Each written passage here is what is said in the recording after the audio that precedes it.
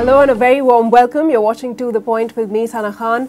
This week on the show with me is Professor Benjamin Edelman. He is an Associate Professor of Business Administration at the Harvard Business School and an authority on web. He is an expert, has conducted a lot of great studies, which we are going to be talking to him about. Welcome, Ben, to the show, if I can take the liberty of calling you just that. Thank you. It's a pleasure to be here. Okay, let me start by asking you, I understand that you've been to India before. What brings you back? Well, I was in the area. It's a great time not to be in Boston where it's cold and miserable. But more than that, these issues of technology policy are incredibly timely in India, and so it's my pleasure to be here talking about them. Right, we're going to go into the details, but just to give our viewers a little bit of backgrounder and the amazing studies that you've conducted, give us a sense of any recent studies that you've come up with, if you'd like to share that with our viewers. Well, I've been trying to fix parts of what's most broken about the internet. There are multiple aspects of that that are worth a look. I've been examining practices in which advertisers pay too much for online advertising, in which consumers get tricked into counterfeit products or bogus services they don't need. Even the internet itself can be running out of numbers. Who would have thought? But the numbering system that every computer uses has a maximum number, 2 to the 32nd, which is about 4 billion, and we've just about hit it. So there are some interesting infrastructure problems that arise there. I've been working on all of those in the past few months and am making some headway, though to be sure the last one especially is a pretty tough one. Amazing, Ben. Now, looking at the increased number of internet users back home in India, it's a very interesting topic to be talking about and to know some of the aspects, you know, what happens vis-a-vis what we see in the real world, but what happens behind the world of web. Give us a sense, like you were telling us, about the limit of numbers. What do you mean by that? Well, every computer to be connected to the internet has a number. It's like a phone number. You know, once you decide how many digits are in a phone number, you've also decided how many consumers can have telephones. Right. That's not usually a problem in the context of telephones. You can add another digit, add an area code, add a prefix. In the computer context, it turns out to be a much harder problem. The engineers have a new system. It's called IPv6. It lets you connect billions of computers to the internet. So plenty of capacity, except every computer on the internet must be upgraded. Every printer, every network hub, and that's not going to happen for an awfully long time. So we're stuck with the old one, which doesn't have enough capacity, and that's where the marketplace design questions come in. That's what I've been working on, although to be sure, you know, it's a bit of a moving target. So we'll come to that later. I also wanted to talk about the importance of internet, you know, for the economic growth of a country. If we talk about India, for instance, I have been talking about the large number of internet users growing by the year, every year. But how can internet be a big part, like we're projecting in the near future to be a big part of the economic growth? Well, consumers want to use the internet fundamentally to buy things, to get what you need more quickly at lower price, higher quality. And that should be possible. The internet has an exceptional ability to spread information, including information about which products are worth buying and where to get them at reasonable prices. There are many ways it can go wrong, of course. There could be someone who stands between you, the buyer, and the seller, who charges a large fee just to introduce you. They might give you biased information, tell you to buy from this fellow, when in fact there's someone else who's a better deal. Those are the sorts of problems that we ought to be worried about, and with good cause. There are some large economies in the world where those problems have become quite significant. Right.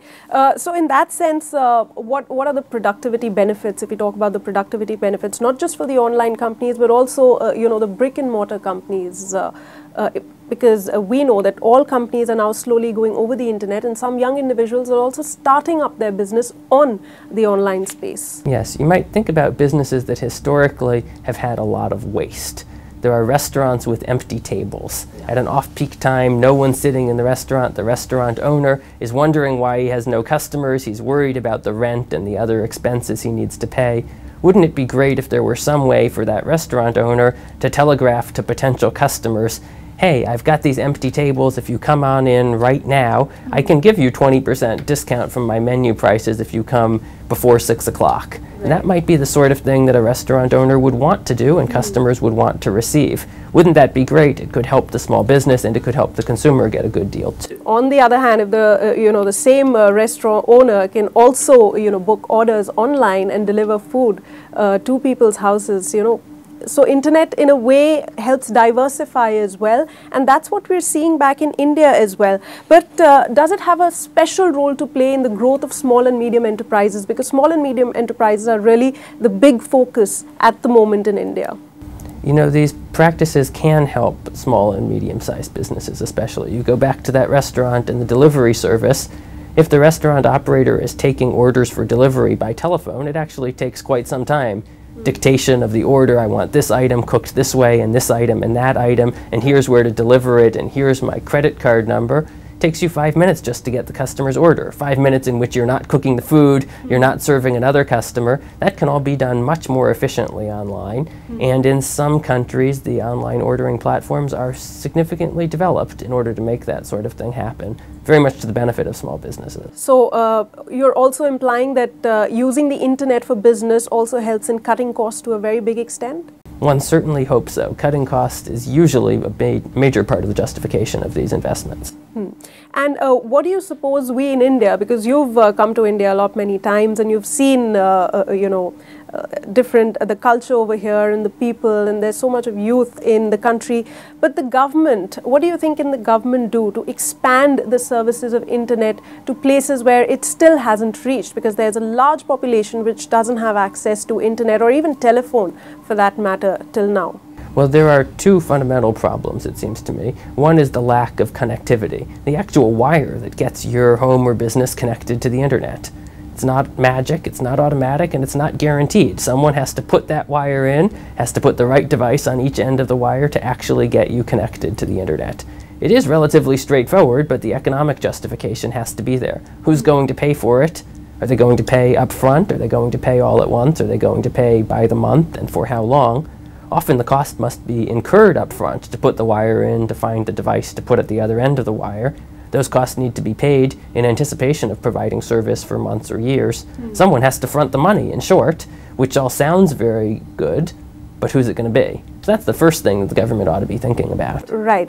Also, I'm going to be talking to you about this in much greater detail in our next segment, but let me just start by asking you, should I, if I'm launching a new business online, should I be scared of that? You know, because there are a lot of privacy issues as well on the internet. We're going to go into details of that in just a bit. Should I be scared?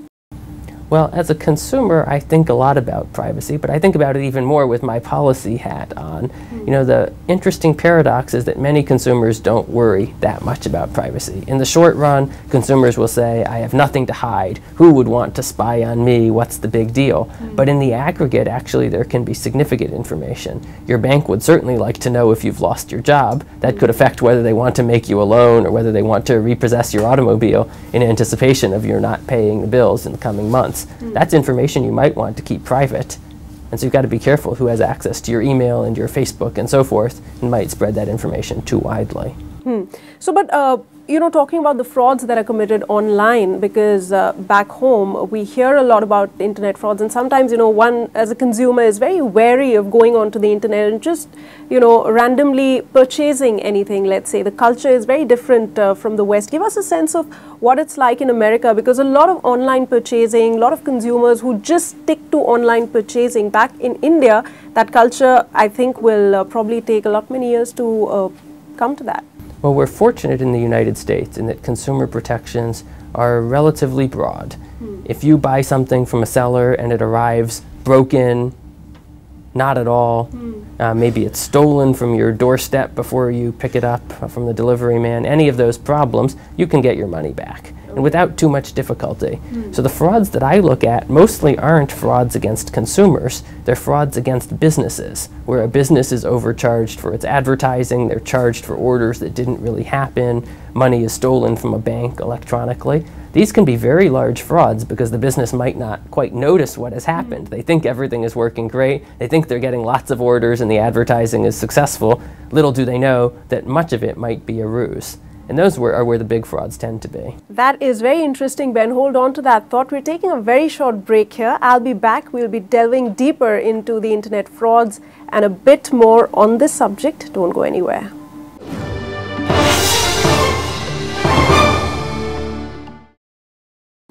You're watching To The Point, and with me is Professor Benjamin Edelman. Welcome back. Now, I wanted to ask you specifically about Google. You've done some interesting research which is called Debate and Antitrust Scrutiny on Google. Now, it was a paper that I was trying to read, but really, I want you to explain to our viewers what you talk about in that and what's the controversy all about. Well, Google promises unbiased search results. They promise to give you the very best of the web, whether it's Google's content or someone else's. That's what they promise. That's why we all use Google fundamentally. We trust Google to give us the very best that there is on a given subject. The problem is, Google may not be doing that. Now, they certainly have a strong incentive to give you their own services. If you want to watch a video, they'll give you something at YouTube. If you want information about stocks, they'll give you Google Finance. You want shopping? Use Google Shopping. And on down the road, you might wonder on any given instant, is Google Shopping really the best place to do my shopping? Are their prices the lowest? Will they help me make the smartest decisions? And on these questions, the evidence is at best mixed. But on balance, there are some pretty good reasons to doubt that Google is actually sending you to the best destinations of the whole web. So you're actually trying to say that Google, in a way, is abusing the market power, the hold that it has on the market right now. But give us an example. Let's say that I'm on Google and I'm looking for some item, Yes. and some ads pop up. Yes. So you're saying that all of that is, in a sense, it's not random, it's calculated. Well, it certainly isn't random. Google has teams of very skilled engineers working hard to decide which ads to show you. An interesting twist is that the ads tend to be rather undesirable for you as a consumer. So if you type in the name of a new laptop, you want a new Dell Dimension 5300, you type that in, and you're given some price quotes for people who are selling that. It's not just Dell, they have distributors selling it too. Well, wouldn't you know it, the prices you're going to get from those ads are not the lowest prices for buying that product. You could get it cheaper somewhere else. And we've done this rigorously, taking a large number of products, searching on a large number of days, but often you could get the product for 5% less or 10% less if you use some other service rather than using Google. So, warning to all users out there, if what you care about is getting the best deal, it's not so clear that you should really be using Google Shopping. Right, but that's, another psychological, I could say, factor, because when anyone goes online, you Google that. So, in a sense, Google is just out there. People know that there are other search engines as well. But why does one go on to Google? Would you say there's definitely lack of awareness among the internet consumers of the day? It can be difficult to find a search engine that isn't Google. I did an experiment once in Germany where we asked some very educated German university students to name a search engine. They all said Google. We said, okay, now name another one. And actually they couldn't do it. Let's Google that. Let's Google search engines and see what comes up. You asked why people use Google. It's an interesting and deep question. Why do so many people drink Coca-Cola? Personally, I don't even think it tastes that good, but it's so popular. And you think about the movies that people watch, the music that they listen to. In the context of Google, it's not just taste. Google was a great product 10 years ago. When I started using Google, it had no ads at all, and the competitors had lots of ads. Google was much better than the competitors 10 years ago, 12 years ago. But since then, Google has gotten greedy. They've put so many ads on the page that it can be hard to find something that isn't an ad. And they've become so focused on sending me to Google's own services that they might forget to send me to the services that are actually most relevant for what I'm looking for.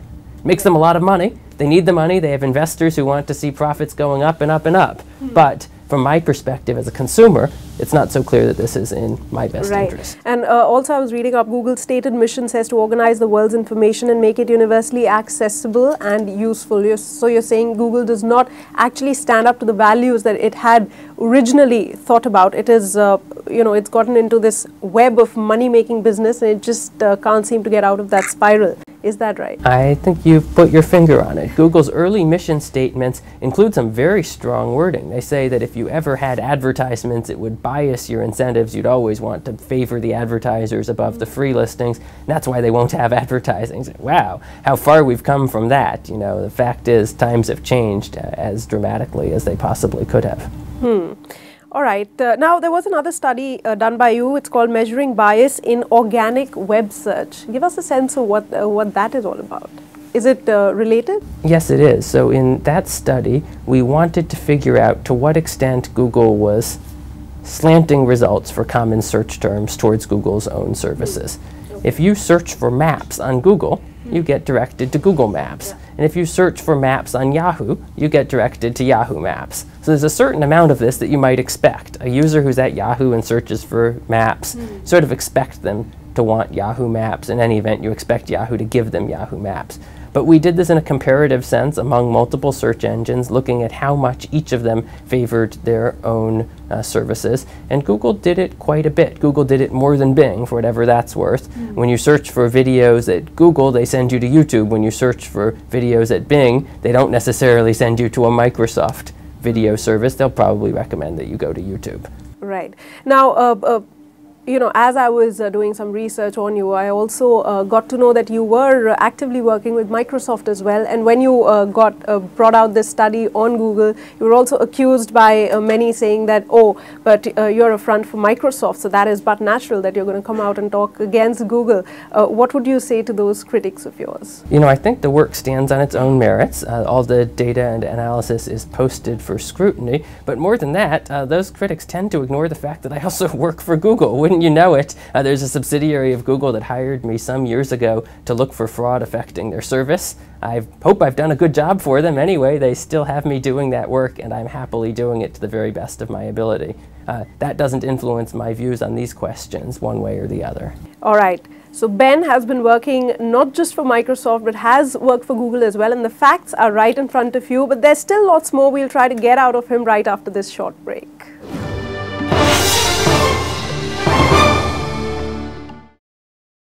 You're watching To The Point. Now, Ben, as our viewers, I don't know, might or might not know, your specializations lie in the public and private forces that are shaping the internet globally.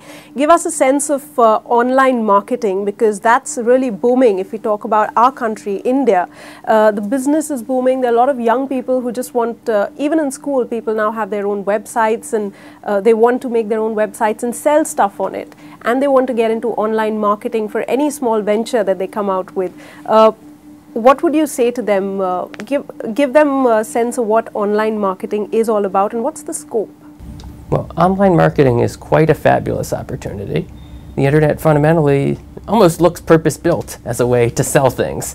You find the customers who want to buy what you want to sell, and the match couldn't be easier from there. Of course, things can go wrong. Often in the context of online marketing, the prices are pretty high. You'll see someone who's selling wallets who might make $5 of net margin when he sells one wallet, who spends $4.50 on the advertising to sell one wallet. So by the end of the day, his profit isn't $5, but 50 cents. He spends 95% of his money just on that, and next thing you know, his business isn't profitable at all because his online marketing is too expensive. Right. These are the things that can go wrong that your viewers certainly should be thinking about. So, but also then, there's cost cutting as well, which is an advantage. Then you've got a problem of plenty as well online, because when you're searching for one product and you get 10 different things of the same style, it's that way. Do you think it's positive for the consumer, or is it still negative, or it becomes very difficult to judge after a point? It can be difficult for the consumer to figure out which offer is actually most desirable, which is highest quality, which has a fair price, which is really the best match for what you looked for. Consumers tend to trust the platforms that they search on. If you run a search at Google, you tend to click on the first ad and to give a serious consideration to that advertiser's offer. It's a big responsibility for Google. I hope they live up to it. Right. Talking about e-commerce, India's e-commerce market, let me quote some statistics that I was looking at. $2.5 billion worth in 2009, jumped to $6.3 billion in 2011, and from that in 2012 jumped to $14 billion. Now that's a very fast moving number. Why do you think this sudden trend and this sudden jump in the number? Many of these online markets really take off. We call it like a hockey stick. It goes almost straight up. Once you see your friends doing it and it's working well for them, you want to sign up also. Meanwhile, for a seller, once you see a certain number of your buyers using it, you've got to get on board. You might be the kind of seller who was perfectly happy not to sell over the internet, just to sell in person and by telephone. But when your buyers want to buy this way, you need to do it.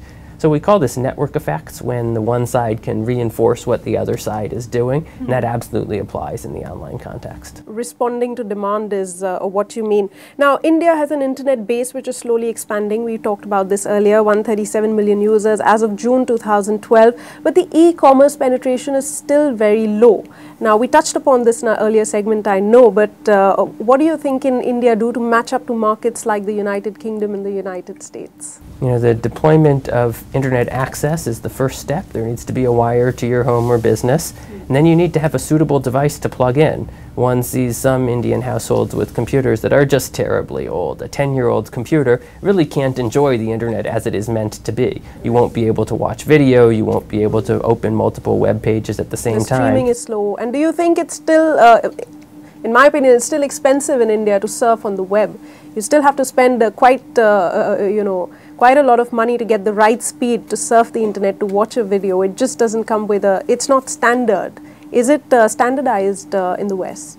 Well, there are countries that have good high-speed internet access. I wouldn't say I come from one of them. In the United States, we're absolutely middling in this respect. Our internet access isn't that fast, and it sure is expensive. There are some countries in Scandinavia, the connections are much faster. In East Asia and Southeast Asia, often the connections are faster and more reliable than anything we have in the United States. Right. Now, I know this is completely unrelated, but I wanted to get your perspective on the Edward Snowden case. What do you think he has done, and the way the international media has responded to him? He's brought in some information to the public, and we all know what's happening to him right now. I want to take in your personal opinion on that. Well, the US government has been spying too much. Literally too much, more than it needs. They don't need to spy on my email. There's nothing exciting in my email. They've been massively overbroad, spying on lots of people about lots of things in ways that don't make sense. The spying on ambassadors, heads of state, it's just crazy. It undermines trust, it undermines accountability, and what does it even get us? It's not like we found anything useful through all of this. We got a huge amount of data, all of it irrelevant. Didn't protect ourselves from anything, as best I can tell. So I support Snowden's efforts to bring this all to the public light. It needed discussion, it needed to change, and I hope that in the coming months it actually will change. But do you think it's also an eye-opener of, in the sense that what can happen when one logs on to the internet and so much, it's out there in the open, and you don't feel that safe when you hear about these cases that you're being snooped upon, and there's personal stuff that can be available to another person. Yes. For any other purpose. There are multiple privacy villains out there. The US government is one entity that could be spying on you. You know, there are other things that can go wrong. Several times rogue Google engineers have been reading people's emails, in one case even stalking a teenage girl, go and watch her outside her home and read her emails. It's just crazy, it's insanity. With better internal controls, Google should have and could have stopped that. The United States shouldn't be spying on our emails. There are other privacy villains too. I'd like to see all of them take privacy considerably more seriously, because these are real threats to human dignity and to human expectations. A journalist who was working very closely with Edward Snowden, in fact, made a very interesting statement the other day. I was reading about it. He said, "I think the Western governments have inculcated people to accept that privacy really does not matter." Now, is that the sense that is prevailing, across all countries, all continents that we see today? I would not say that that's pervasive everywhere. In Germany, for example, there's a very, very strong norm that privacy does matter. They had some serious problems last century, and privacy is part of what has been built into their norms subsequent to that. In Japan also, in parts of Asia, you'll see concerns about privacy. Australia, they understand privacy in Australia, and they balance it against other interests. In the United Kingdom, of course, there were IRA threats some decades ago, a need for video surveillance to protect society there against serious and urgent threats. But those video cameras have not had privacy disasters. The video is recorded, it's archived, and it's used for proper purposes, and that's about where it ends. All right, so this is one major issue that I wanted to talk to you about, the privacy issues, because in India we still haven't come to that stage. How do you see, if I were to ask you a closing question before we end this interview, how would you see India in terms of internet, in terms of business expansion, in terms of more entrepreneurs vis-a-vis the internet usage, let's say 5 years from now? Do you see the growth multiplying many a times? I see India growing very, very quickly, and I think that's almost beyond dispute. India in the future will have more internet than India of the present and India of the past. The real question to me is to what extent India will be dependent on American businesses, on American innovation, versus having its own excitement. Right. When Indians go to watch movies, they don't have to just watch American movies. But when Indians choose a search engine, or for that matter a computer manufacturer, they're mostly using American products. It doesn't have to be that way. We can have global innovation, and I sure hope we will. All right, on that note, thanks so much, Professor Benjamin Edelman. Let's hope it's an eye-opener for us Indians and we get to expand our vision a bit more with the years to come, because India, as we know, is a rapidly fast progressing country. And let's just leave it at that. Thanks so much. It was a pleasure having a chat with you. Thank you. That's all in this edition of To The Point. We'll be back with another interesting personality next week. Stay tuned.